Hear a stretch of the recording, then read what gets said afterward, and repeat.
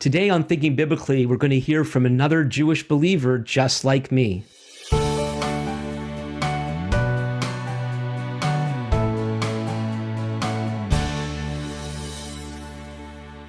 Welcome back to another episode of Thinking Biblically, a podcast dedicated to connect all of Scripture with all of life.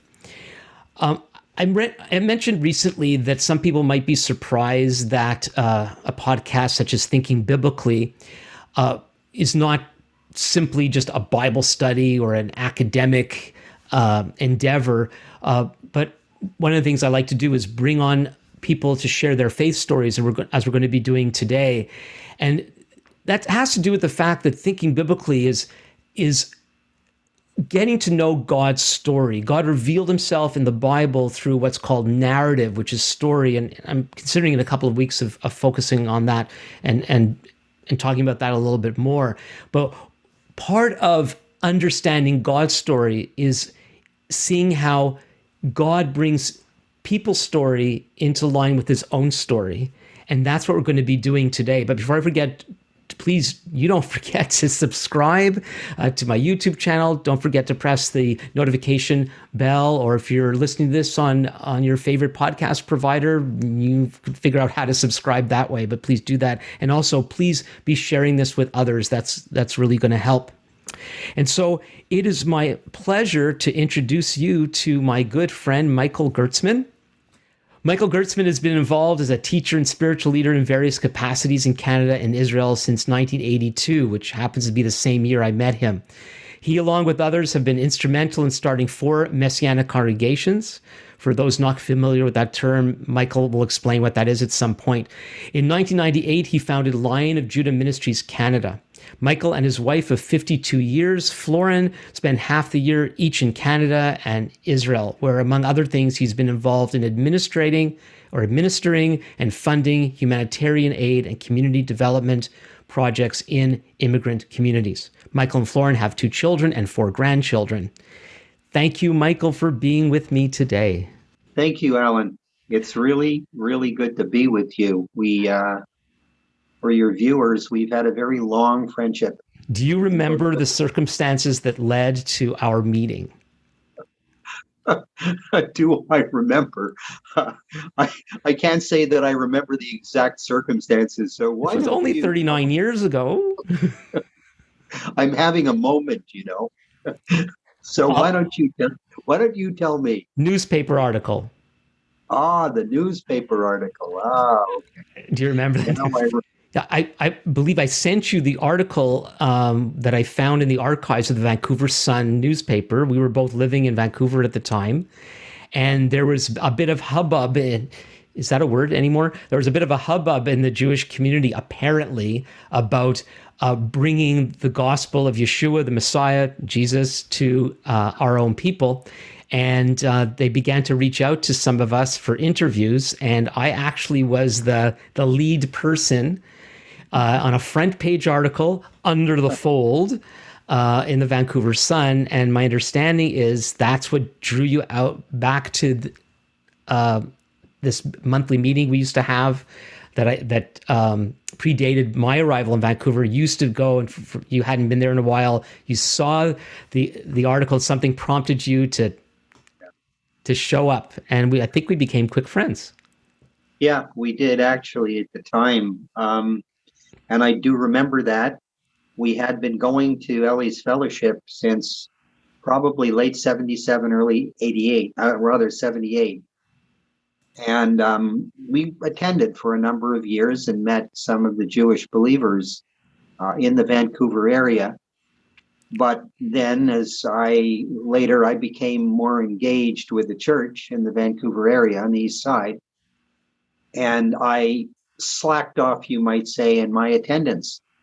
But when I saw the article, again, I became quite interested because we were in the news. We existed. We were, people of note. And it's interesting that about 10 years later, I went through the same thing in Montreal with CBC and CTV and so on and so forth, as well as newspaper articles. So from time to time, we make the news. But To backtrack a bit to my faith story, like you, Alan, I was born and raised in Montreal. In terms of my Jewish education, I grew up in the synagogue, basically, and was there until probably 14 years old, maybe 15. I managed to hang in another year after my bar mitzvah, but we were very steady in our attendance. My parents would take us, every week. And so we were very much part of the culture, and the culture in Montreal, very much a part. The Jewish community in those days was a very tight community. I'm a little older than you, so it's a different era. Very, very tight community. And everybody knew everybody. Everybody knew what everybody was doing. And so growing up in that community and growing up in Montreal at large as a Jewish person was an interesting experience. We found ourselves kind of sandwiched between faith groups, in a sense, never having the impression that anyone liked us too much. But nevertheless, there we were. And so I grew up in a very conventional Jewish way, let's put it that way. And I had an older brother. He was 2 years older than myself. And in the mid 60s, in 1966, excuse me, my brother passed away under very tragic circumstances. And it was extremely difficult for me. And I had no positive faith in God, even though I'd grown up in the synagogue. I understood Jewish history. I understood what it meant culturally to be a Jew, even religiously to be a Jew. But in terms of knowing who God was, or the fact that I could even communicate with God, was something that was not known to me. And so my brother's death sent me into a time of deep distress, in which for a while I tried to soothe my pain with substances like alcohol and drugs and the like, because it was the 60s. And how old were you at the time? At the time, I would have been in my when my brother passed, maybe 19, maybe 20. I'm not 100% sure. And I went through a very difficult period because my brother and I were extremely close. And I began to ask questions that I really never had to ask myself before, like, why did this happen? Where did he go? Where is he now? And, is there an afterlife? And the kind of questions that, teenagers don't usually ask themselves if they come from the background that I came from. And so that began a search for me, a very intensive search for truth. It was destructive at first. But I remember in 1969, I was having supper with a friend of my late brother.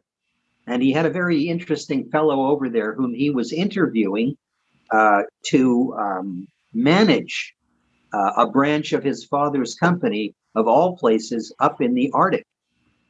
And what makes it really humorous is that in those days, what they would do if you would order so much meat every month, they would supply the freezer, you see.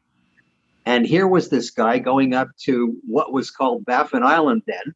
What do they need freezers up there? Just stick the stuff in the snow, That's all you have to do.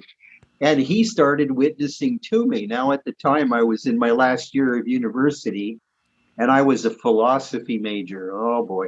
I was a philosophy major. So I thought I was quite a clever individual. But it was interesting because this guy was telling me things I never heard of. He was talking in this language about doors opening and doors closing, and how he went up to this some church up there and in the Arctic, and he prayed some prayer in a language he never prayed before. And then they told him that he prayed in the perfect, he prayed in Inuktitut, and there was all this strange stuff that he was telling me. I mean, I'm a Jewish kid. I've never heard anything like this before. And I'm shaking my head and think, yeah, sure. And I walked away thinking he was quite naive. But he was like a train on a track, Alan. He would not stop witnessing to me. Didn't matter what I said to him. So long story short, that was the first time that I ever heard the gospel. And in the years that followed, I finished university, and I had a I had a very deep interest, you might say, just because of the time, the era in which I lived, and my involvement, especially with hallucinogenic drugs, in call it the other side. I'd come to understand that there was more, at least through those experiences, to my existence than what I was living, so to speak, in the natural realm. And as a result of that, first of all, in my last year of university, I more or less overdid it with the drugs, and determined I was never going to do that again. And so I began to look into Eastern mysticism. I began to look into Buddhism in particular, which I had a long-standing interest in, actually, and then Hinduism, and I began to practice yoga and meditation and things of this nature. And at the time, we went off to France, and I was studying medicine there for a while. That's another story, but I won't go into it. Okay. But at the time, one of the things that really bothered me was this whole question about my brother, and I wasn't getting answers. I knew there was another dimension to existence. I had seen it, I had touched it, but there were questions that were unanswered. And so I began to experiment with the occult. I began to try to contact my late brother, and this, of course, was not a kosher thing to do and not a healthy thing So to were do. you in France at this time when this is happening? Or are you? Yes, Okay. yes. And I had some very strange experiences there. So we This came was not back. this is not a comment on France in particular, though. This just is where it happened. Okay. Just No, it's not a comment on France. It wasn't the influence of the French, It was just simply what happened.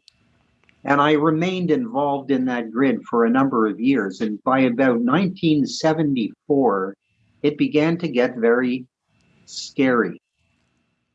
I had learned how to do something called astral projection, where I could leave my body and travel places. And what began to happen would be that all of a sudden I'd be sleeping at night, and it was as though that quotes astral body was being ripped out of my being, and I was flying around the room like you would blow up a balloon and let the air out. And it began to get very scary, and I began to see that there was a very dark side to these things. Plus, I was still doing drugs, and I had a few bad trips on LSD that scared the heck out of me. And all of a sudden, into the mix, I get knock on my door. Knock, knock, knock, knock, knock. Who is it? It's the Jehovah's Witnesses. Jehovah's Witnesses. And so they come to me, and they want to tell me, about what's happening in the world from their perspective. And so we invited them in. And again, being the great philosophy major that I was, we got into a lively debate. But long story short, they asked if they could return. And so, okay, fine, return. You want to talk? We'll talk. But in the course of the time we spent with them, I made two major discoveries. Because you see, they have their own doctrines, but essentially at the beginning, what they teach you is quite biblical. And there were two amazing things that I learned from them. The first thing I learned was that God was a personal God. In other words, he interacted with people. Having been involved in Eastern mysticism, God was the great ground of being. He was in the chairs, he was in the tables, he was in the trees, he was in the sky. You know what I mean? He's in you. God's everywhere. But when I learned that God was a personal God and he spoke to people and interacted with our ancestors, I became really excited. And I thought, well, if he spoke to Abraham, maybe, just maybe, he speaks to me.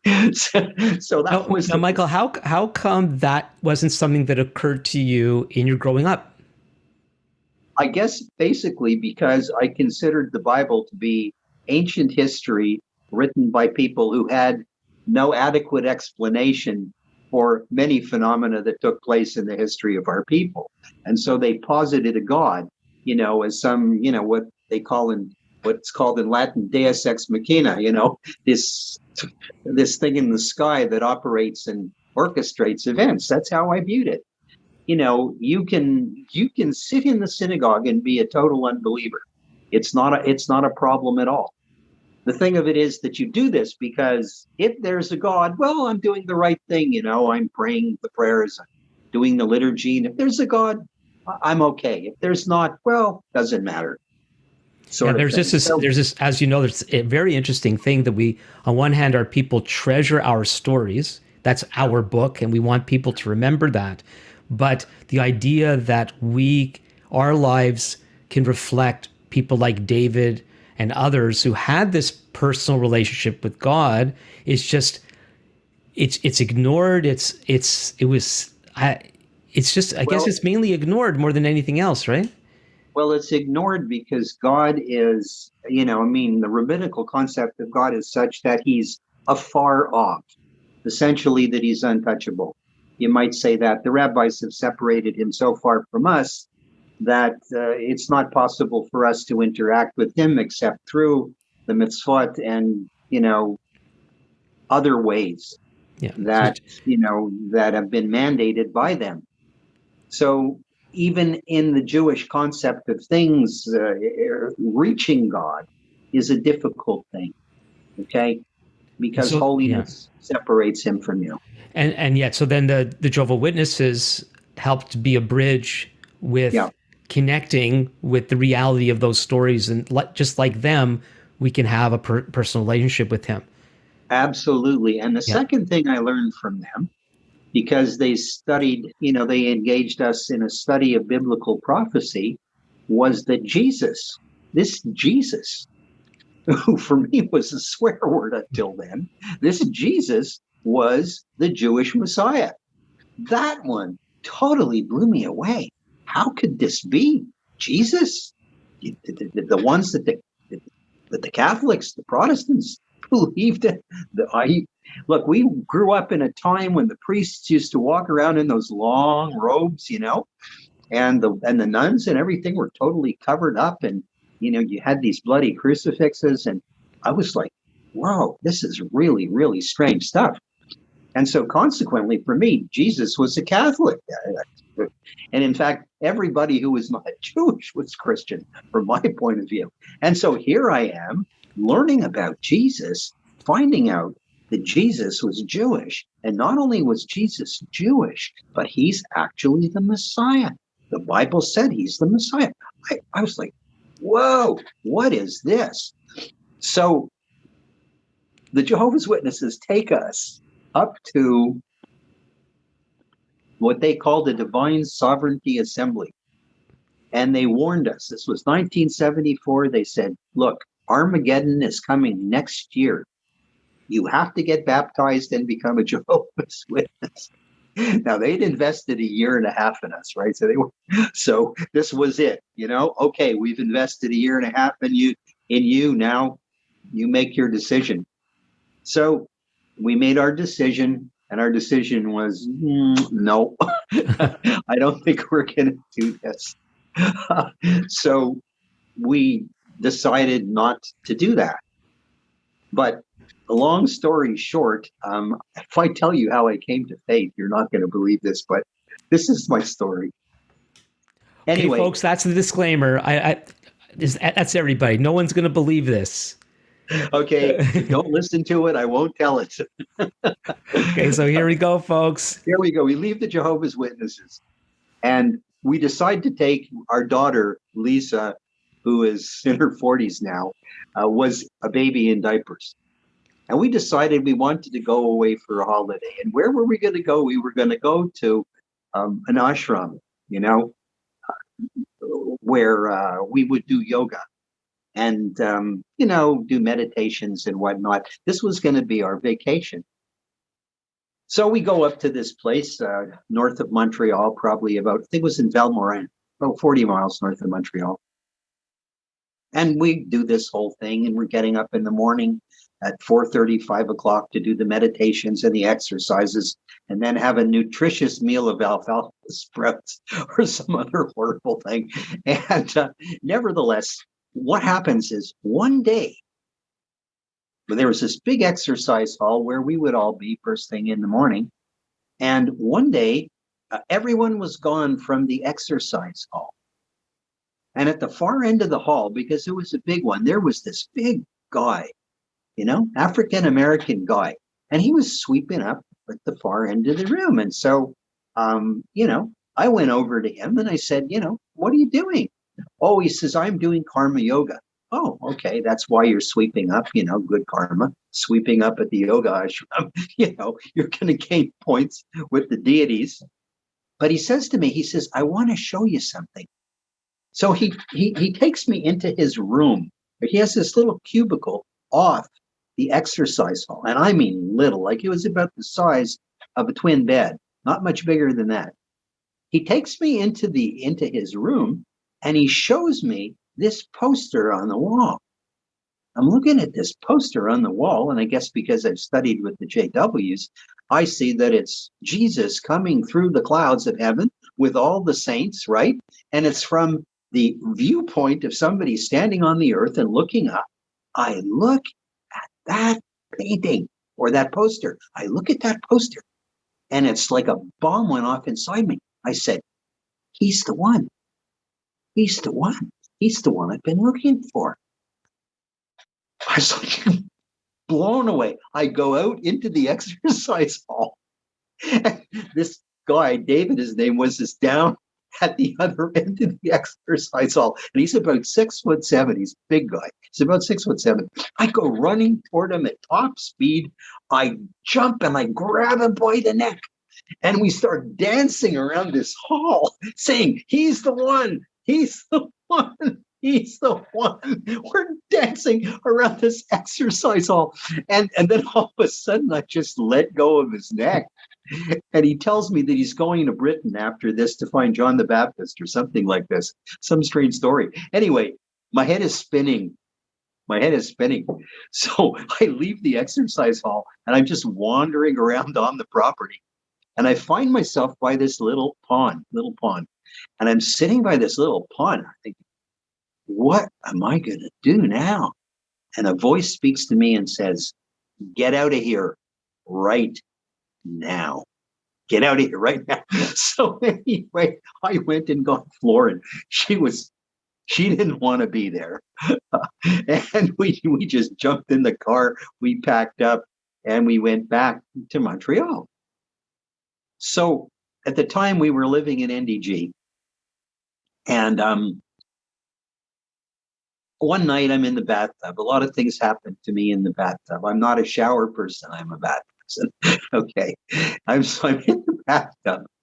And all of a sudden, I remember what this guy told me 5 years before about Jesus. It just comes to my mind. He said, you have to receive him personally. You have to receive him personally. Now, don't forget, I had the revelation of his messiahship. I actually had what I will call an experiential revelation of him. But what I hadn't done was this. And so, of course, the Holy Spirit is orchestrating all this stuff for this ignorant Jewish kid. And I'm in the bathtub. And I said to Jesus, I said, I understand I have to receive you. So I'm going to receive you. So come, do whatever it is you do. Come in, right? Come in. And I had an experience in the bathtub.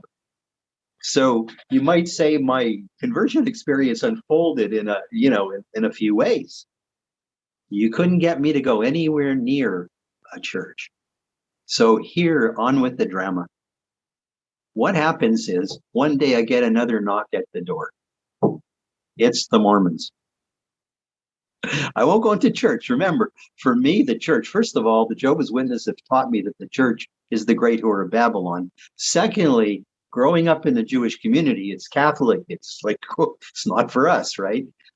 So these Mormons come knocking at the door, Mormon elders. I love them. They're like 20 years old, 19. They have a badge, elder so-and-so, it's kind of strange. But so they come to the door. And at the time, I felt I should get baptized. So when they come to the door, I say to them, hey, can you baptize me?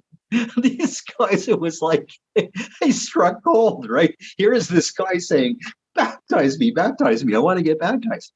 Well, what happened was we planned our baptism at the Mormon church, which was somewhere in the West Island. And in the middle of the week, I get a call from a friend of mine who was also another seeker, but he decided to go in a little more conventional way. He went into the Presbyterian seminary in McGill.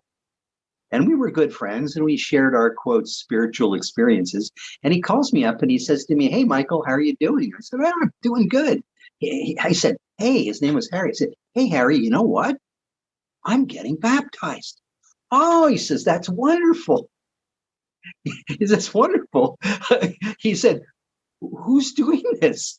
I said, oh, the Mormons, they came to my door and I asked them, can you baptize me?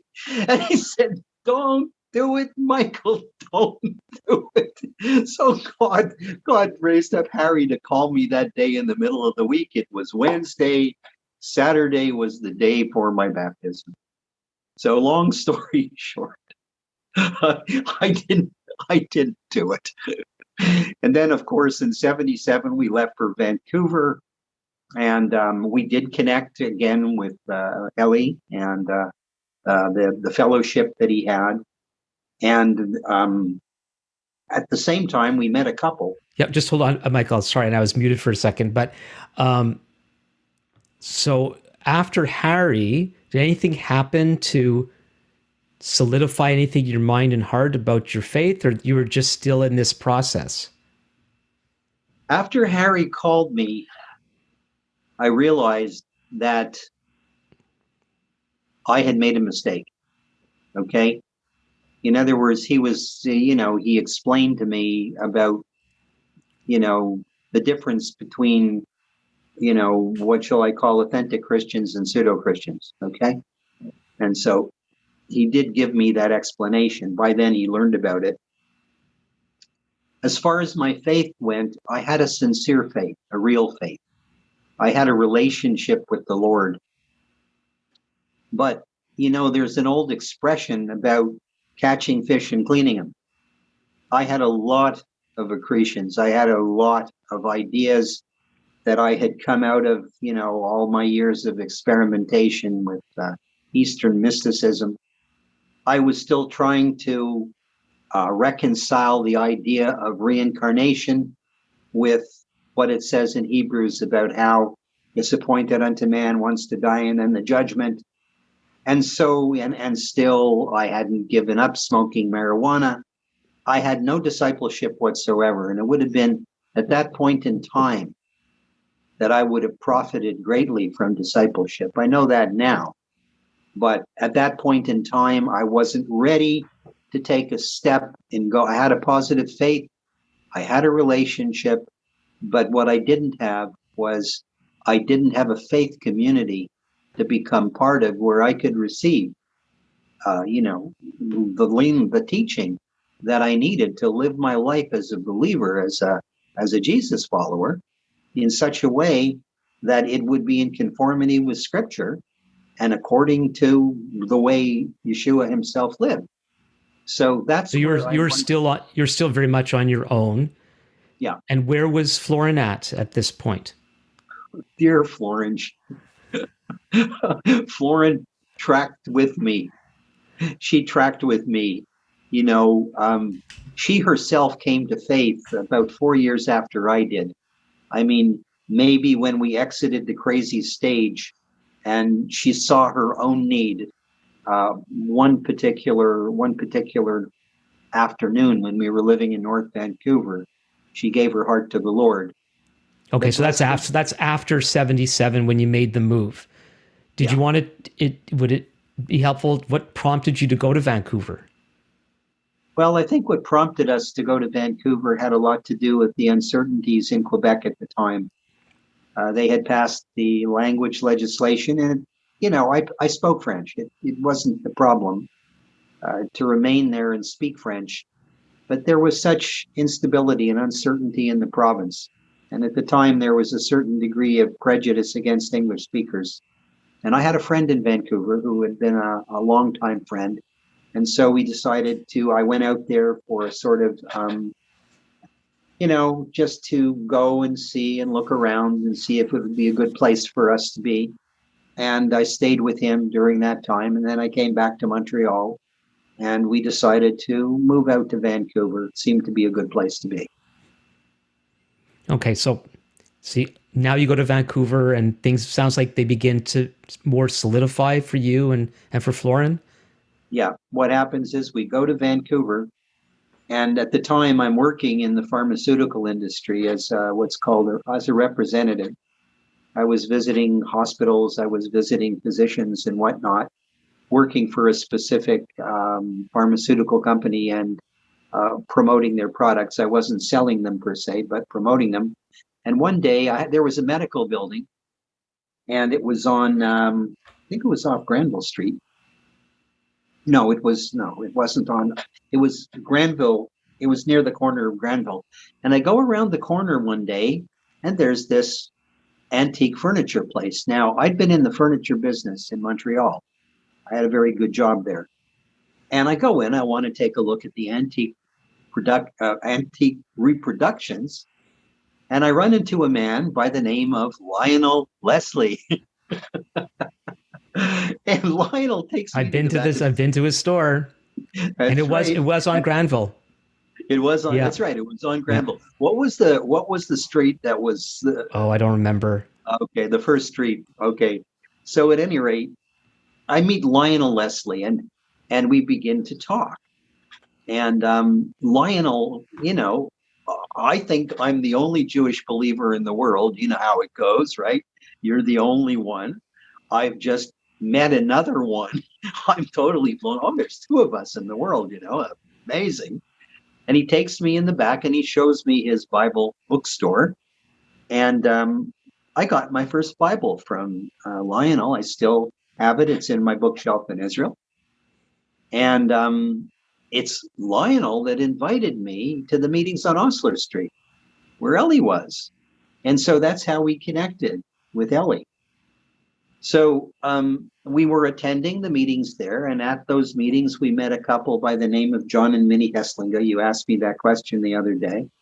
And they took us to an assembly over on the south side of Vancouver on Victoria Drive.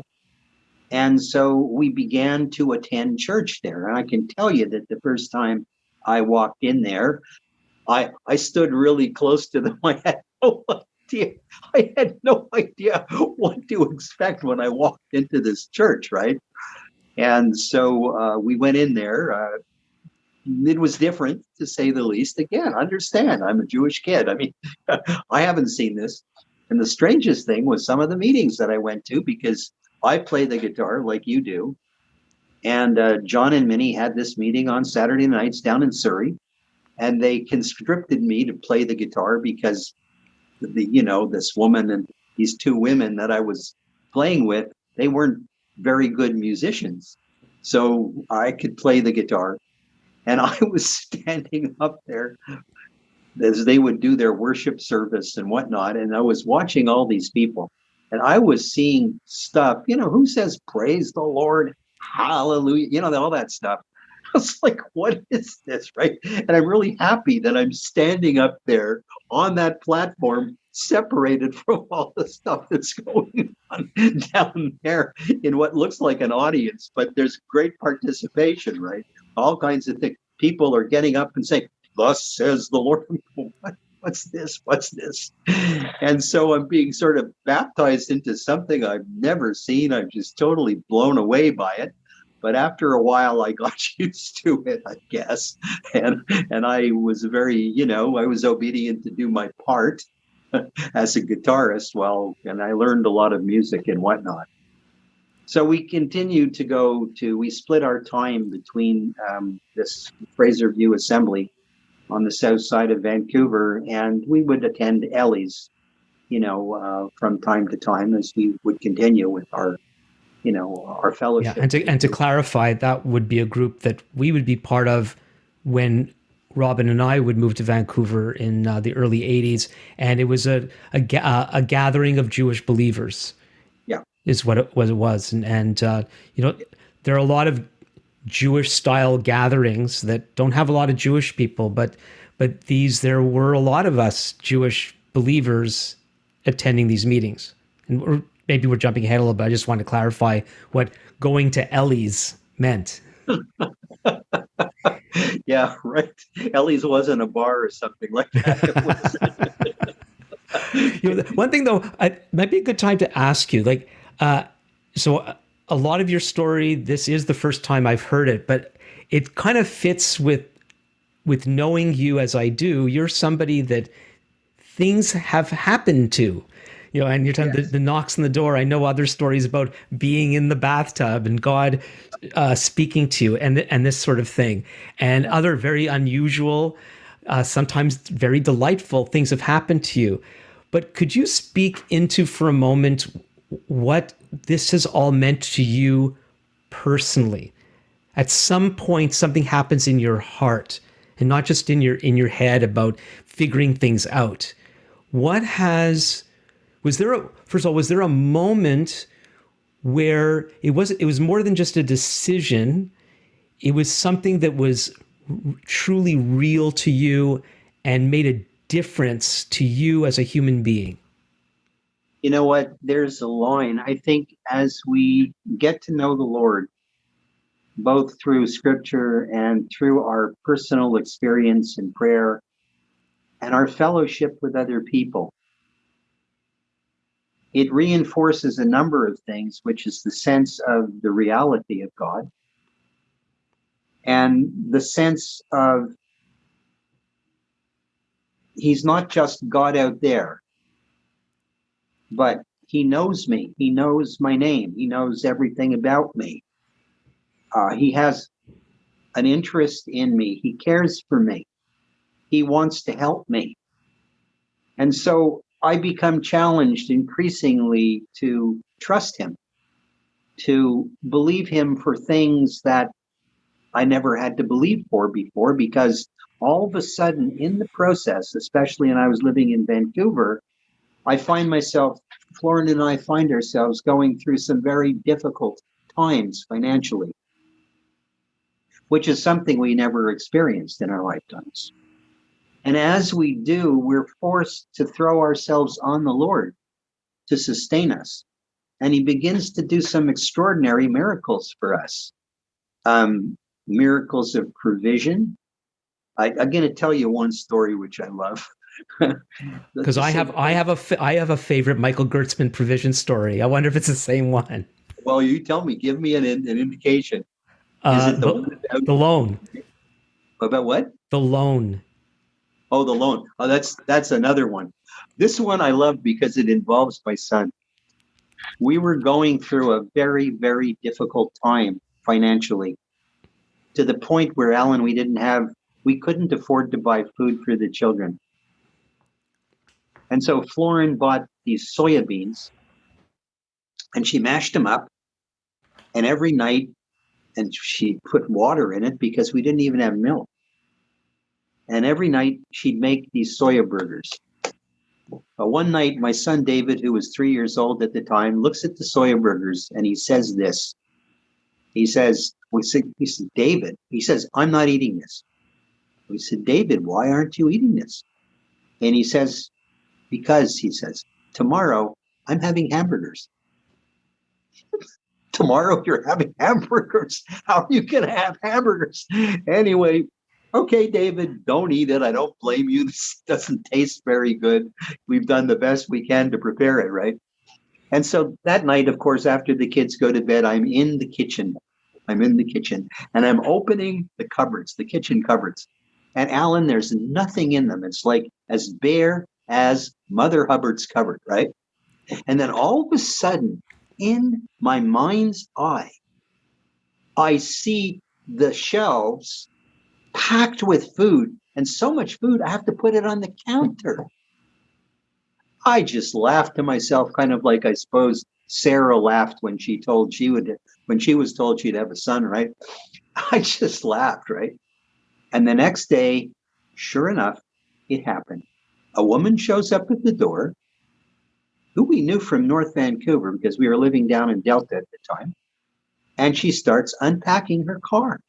And she brings in carton after carton of food. And we fill the cupboards, and it's on the counter.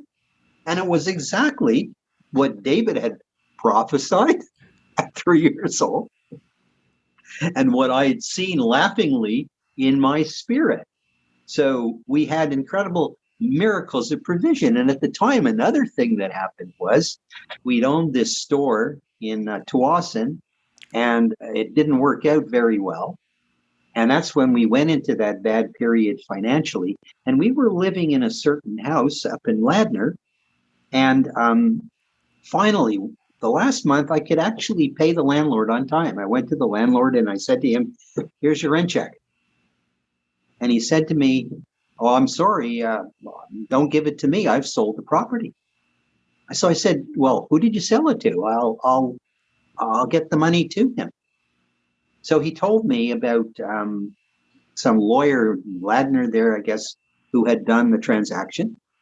I go in there with this check, and ask for a damage deposit, on a transfer of a damage deposit, and nothing happens. 3 or 4 months later, nothing has happened. And then one day, they cash the check, tried to, and the check bounces. But I never hear from them. 1 year goes by, 2 years go by, 3 years, 4 years go by, nothing. And every day we say, we're living here for free. We're paying, of course, the electricity and everything else that you pay. But in terms of rental, there's no rental being paid. Finally, one day after 4 years of this, knock, knock, knock on the door, this guy shows up, sort of like the big black car outside the door sort of thing. And I wasn't there at the time. And Florin says, "Hello, how are you?" And he introduces himself as a property manager. And it turned out that they didn't even know. They lived on the other side of town, believe it or not. And they did not know that there was a house there. 4 years, they didn't know there was a house there. So anyway, he was absolutely shocked. And he said, "Well, I guess you're going to have to pay rent." Now, the year before, in the third year, I did something.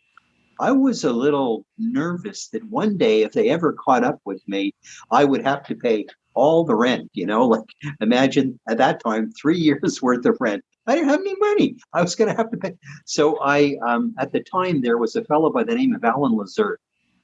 Alan started going to the church that I was attending, but he'd been a lawyer up in Campbell River, and he knew his stuff. And I went to Alan one day and I said, "Alan, listen, here's my situation. If they ever come to me, will I be liable for all the rent?" And Alan said, "Well, did you ever pay them?" I said, "Yes, I gave them a check, but it bounced." "Ah," he said, "no." He said, "What happened would be that if the check had gone through, it would have established what's called a contract by performance. But because the check bounced, you don't owe them anything." So we basically lived there rent free for 4 years. And then when he came in, he says to Florin, "Can I look around? Can I look around? And, can I'll give you a figure for rent." And so he gives her a figure for rent. And, he says, "Talk to your husband and have him get back to me." So he gives a figure for rent. And I said to Florin, "We can't afford this. This is what we can afford." And that was the rent that we were paying like 6 years before. I said, "This is what we can afford." So I contacted the guy and I said, "Look, this is what I can afford." He said, "Fine, no problem." So we had 4 years of free living along with many other miracles, but those are two that yes, a lot of stuff has happened. Wow. So hey, folks, don't take this as legal advice, right? Uh, so my Yeah, favorite, right. the story that I remember that I've often retold is, and I hope I've told it properly so you can correct me, is you had some sort of loan that you hadn't been paying back for some time, and out of the goodness of your heart, you decide to call the bank and say you want to start to repay the loan. And they got back to you and forgave you the loan. Yeah. Well, now I'll tell you the story. The story goes like this. I was paying the loan, but I was paying back a paltry amount. I was paying what I could pay. I would give them a series of post-dated checks. So this was about 1985, I guess, somewhere around there, 84, 85. I called the bank and I said, "Do you need any checks from me?" Well, the person who was dealing with my file was blown away. They said, "People don't call us and ask us and ask us to give them, do you need any checks?" So this woman said, she said, "Look, I'll get back to you." And so what she did was she, took a look at the file and she saw that I actually had paid. I'd been paying a little, a little, a little, because the proverb says, that the the borrower is the servant of the lender. And, I didn't want to be, entrapped that way. I did the best I could to pay it back. She calls me back and it's December and she says to me, "Mr. Gertzman, I want to give you a Christmas gift." Oh, I said, okay. I thought maybe they're going to let me off on a few payments, I won't have to pay. But instead she said, "No, we're going to forgive you the loan and we are going to send you, a document from the lawyer discharging you from all responsibility." So that's what happens. But a few years later, listen to this, Alan. A few years later, when I returned to Montreal, I'm going to a church in the West Island. And in that church in the West Island, there is a Jewish believer. And he was an executive at this federal business bank that I had borrowed the money from. And I told him my story. And he got really, really angry. He got angry, actually got angry at me. And he said, "We never do that. We never do that." And I said, "Sandy," I said, "I can prove it to you. I have the paper of discharge." But he was livid, Alan. I couldn't believe it that I got away with not paying and they forgave me the loan. So that's the story. Both of us have experienced, having become believers, Yeah. we really been drawn into, it's actually the world the way it really is, but it's another world where we were brought up to believe certain things don't happen. But That's when you right. know the God of creation, who is our heavenly Father, it's just, there's no telling what he might do, and anything becomes Absolutely. possible. And so, Absolutely. so Go you ahead. so you, like I did, we grew up in the Jewish community, both in Montreal, different circumstances, different neighborhoods. Your upbringing was more religious than mine, though I had some religious influence in my life. And then you go on a spiritual trek that is not very Jewish by any stretch of the imagination, and you end up finally coming to believe in Jesus as the Jewish Messiah. But for the most part, you don't really have much of a Jewish context for this Jesus No. until you go to not the bar, but the gathering at Ellie's, and meet out and get to know other Jewish believers and so on. How did you put, I want to say, our Jewishness, so your Jewishness and Jesus together? Like how did that happen for you? And I know that's a process over a period of time, but and we don't have a lot of time left, but can you try to encapsulate that for us? Yeah, actually, it wasn't difficult for me because, as I said, even though I did not learn a lot of truth from the Jehovah's Witnesses, I did understand from the outset that Jesus was Jewish, his disciples were Jewish, that basically the people that they called the early Kehillah, the early church, were all Jews. So essentially, I always had that sense that I was returning to the roots of this faith that was really quite Jewish to begin with. That Jesus was not a Catholic, that the disciples were not Catholics, that Jesus was a Jew. And that was something I carried with me. And I think in my own heart, what drew me to the Messianic work was I felt there was a hole inside me. You understand what I mean? I was brought up in a certain way. Um, I identified as a Jew. Even if I went to the church, I identified as a Jew. I was born and raised and bred that. I mean, that's who I was. Didn't you have And a so, time where you decided you were going to wear your kippah to church? Am I making that up? no, no. No, maybe it's somebody else. I might have at some point in time, but it was a fruitless endeavor. They probably, if I wore a red one, they would have thought I was a bishop or something like that. Do you remember what happened to spur us on to Oh, investigate? yes, I do. I told someone the story recently Oh, that because it plays like a we were movie in my mind. we were talking about, planting congregations, which is something I've done. Well, first of all, And many of the Jewish believers in Vancouver at the time were very antsy about the idea of a messianic congregation, so that a Jewish oriented fellowship that of believers in Yeshua Jesus, but there was like this feeling of great hesitation of doing such a thing. We were meeting kind of on the side, like every once a month on Saturdays, right? But the thought of actually having our own fellowship, and that would be our faith community, there were these feelings. And so we began talking about it. And then somebody came to town.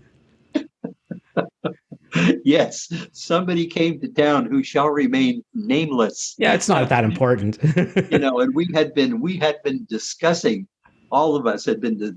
Yeah, and the out of towner came to. We were doing a Bible study on maybe it was Friday nights or something.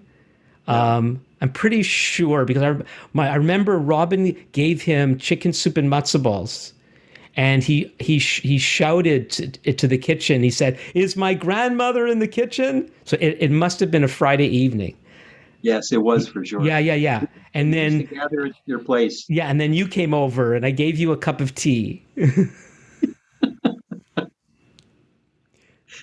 And after he left, we just Okay. So I'll just finish it up then. yeah, go ahead. So because I knew why he was in town, you didn't yet, and so you're No, I sitting didn't. on the couch, and he's there, and you have your cup of tea, and you turned to him very politely and said, "What brings you to Vancouver?"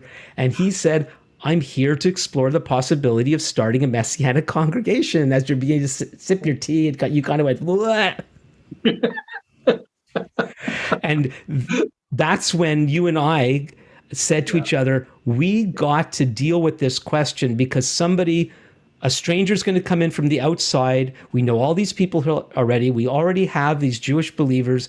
We need to know what we want. Yeah.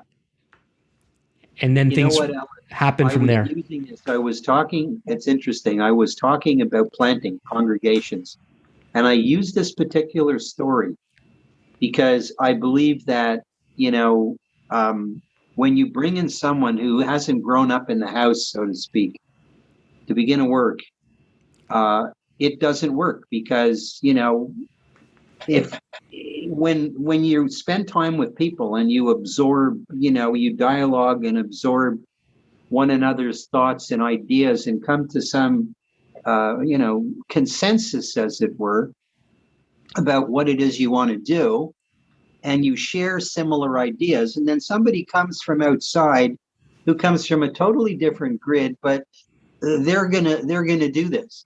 This is why, for example, a lot of times, like I work with transitions in churches a lot of times, and what happens is, in certain denominations, when the pastor leaves, along goes everyone who assisted him. They all disappear, and then they bring in a new cast of characters, and a lot of times it never works out because when somebody's mentored in the house, when we share similar ideas, I mean, we were young and we were, sort of uh, banging off each other in a way, our ideas, but we had come to consensus, and we were able to work together because we built a relationship of trust. We understood each other's thinking. Okay, we weren't 100% in complete agreement. I remember certain people who were a I was getting a blessed little memory, worried a that you were blessed going to. memory, Alan, a blessed memory. I was worried that you were going to make it sound like it was, and from there on, it was just smooth sailing. No, no, no, no, no, no, no, no, no, no, no, no, no, no, no, no. We're laughing now, folks. Oh my goodness, that was an incredible startup, Alan. I tell you, it was the hardest I've ever done in my life. So But you persevered. You disappeared. Makes the story short. You disappeared for about a year after the early stage. Then we left town. Then you came back, and then yeah, things in your own ministry and Messianic ministry really began to solidify. yeah, that's right, very much so.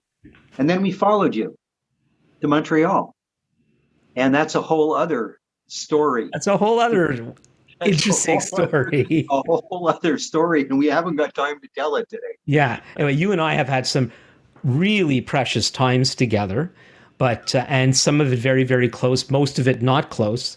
But then again, in talking about solidifying what you had your period with the fellowship in the congregation in Vancouver, then what eventually a few years into your time back in Montreal, again, things solidified for it. And would you say that became the foundation of everything you would end up doing later on, Absolutely, even up till today? absolutely, yeah, absolutely. In other words, uh, the first one was the proving ground for it. And even though it wasn't, let's just say, perfect in every way, it certainly was solid enough by the time you and I both left for the work to carry on. I was just in touch with Daniel Nessum just not too long ago. And, you're looking at something that's running 35 years, and Ellie, who was a bit of a skeptic, I remember, or maybe because of the relationship with the ministry that he was serving, he came in and, faithfully took the work on. So whatever foundation we built, we were those who built the foundation. And whatever foundation we built was solid enough for them to build on so that to this day, the work continues. And that's the issue. That's the big issue there. So later on, when I came to Montreal again, I partnered with somebody and we began a work there that lasted for a lot of years until we left it at a certain point in time. And eventually, unfortunately, the leader doctrinally took some very strange turns and passed away actually last year. He passed away last year.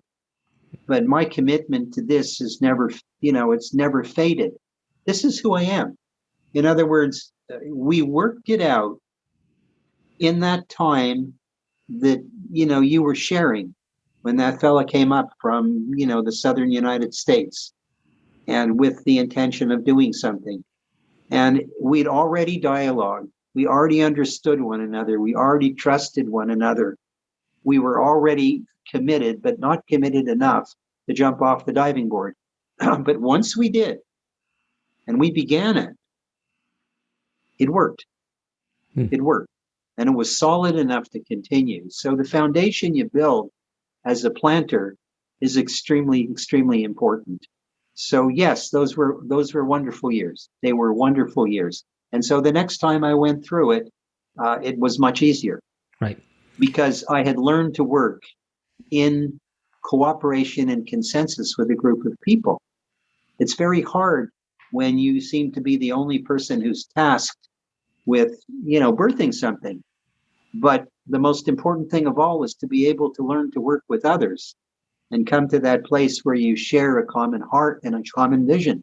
And I think we came to that place. And so when we were challenged and we needed to be kicked off, the edge of the pool and into the pool, we did it. But by that time, the level of trust and understanding was high enough for the work to go forward. Yeah, that's wonderful. Now we really should be wrapping up. Um, I did wanted to get into what I call the Israel piece of your life and ministry. I was wondering maybe we could do that another time, and then we could Okay. focus just on that, Yeah. because that too is there's transition there, and it became such a important part of who you are. and what you're doing. But before we go, can you briefly explain what you are doing and let people know how they can contact you if they like? What we do currently, when we left Montreal in 2007, and finally turned over the congregation,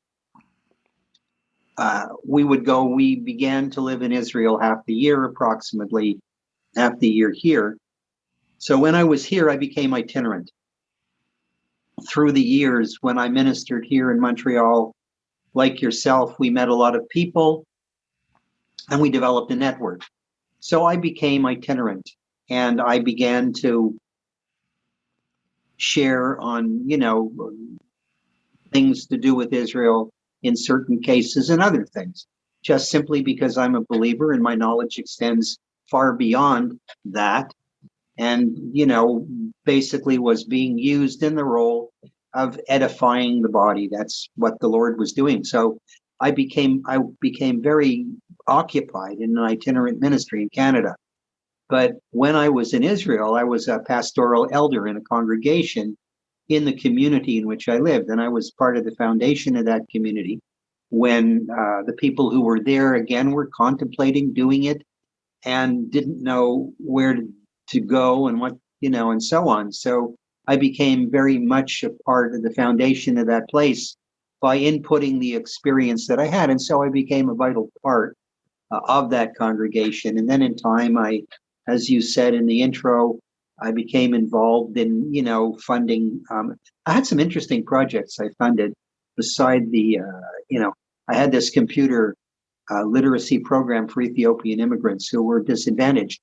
But one of the best programs we had was a tennis program. I I was funding a tennis program again for disadvantaged kids. And the reason why is there was a fellow that I knew very well, lived in my village, who was he was a tennis instructor. And we came up with this idea of putting it at a community center in Haifa where there were a lot of disadvantaged kids and teaching them how to play tennis, so that, they would learn sportsmanship and, just learn some confidence and competence in a particular skill. And it became a very interesting project. In fact, when it was challenged one time, there was one time when this was down in Jerusalem. There were two of them. One was in Haifa, one was in Jerusalem.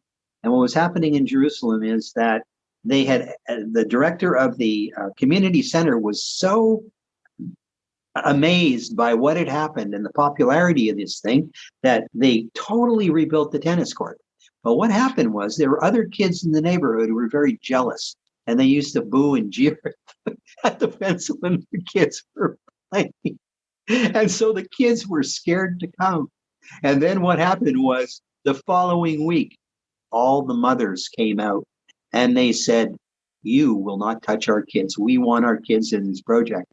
And so the project became a municipal project, like the computer program became a municipal project.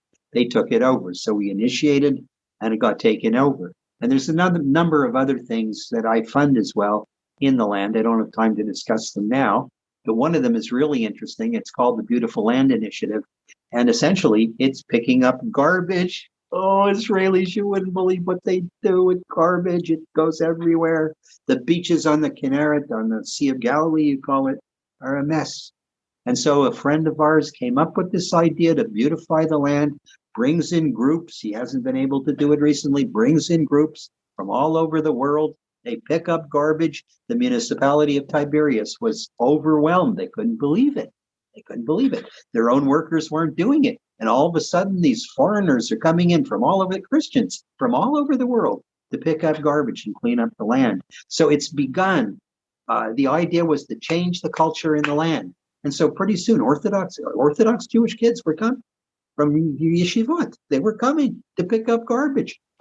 This thing has spread like wildfire. So those are some of the things. Now, recently, I've become connected in the past year with a congregation in Nahariya where I now live, where again, I'm helping out with a fellow from Chosen People Ministries. And it's the congregation that Ellie's brother founded, or Hagalil. What goes around comes around. That's right. So we're very much engaged there. Yeah, well, it does sound like you've been involved in so many things and you have so many more stories to tell. So it would be Oh, wonderful yes. to have you back. Why don't you share your email address if people want to contact you? I will do that. If you want to contact me, my email address is J as in John, U as in under, D as in Daniel, H as in Harry, at hotmail.ca, not .com, .ca, hotmail.ca, LJUDH at hotmail.ca. Yeah, and I'll put that in the description as well as information how you could contact me. If you have any questions, you can send them to comments at thinkingbiblically.org. You could leave comments in the comment section as well. Well, Michael, it has been a pleasure. As I said, I'd never heard most of your story before, so this has been a delight. And it's just been a delight to be with you and to hear your adventures, and looking forward to sharing much more with our people if you'd be willing to do it. Well, it's my pleasure, and it's a pleasure to see you again, Alan, and to remember that we have a history, and it's been a very interesting history at that. And yet we both survived our histories and have landed successfully on the other side.